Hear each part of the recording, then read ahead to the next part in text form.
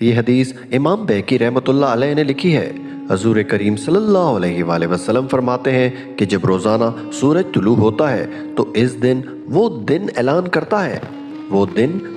کرتا ہے کہ اگر کوئی کام کرنا ہے تو کر لو، میں آج آیا ہوں، آج کے بعد نہیں آؤں گا۔ آج کا کام آج کر لو، میں کل نہیں آؤں گا۔ جو دن آج آیا ہے یہ دن قیامت تک دوبارہ نہیں آئے گا۔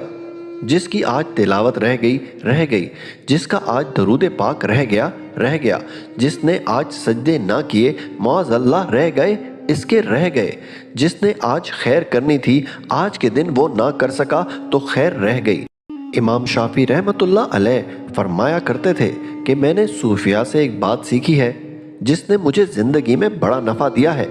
آپ فرمایا کرتے تھے کہ صوفیاء کہتے ہیں کہ وقت ایک تلوار ہے، یا تو تم اسے اپنے بس میں کر لو، اور اگر تم نے اس تلوار کو نہ تھاما تو یہ وقت ایک ایسی تلوار ہے کہ پھر یہ تمہیں کاٹ دے گی۔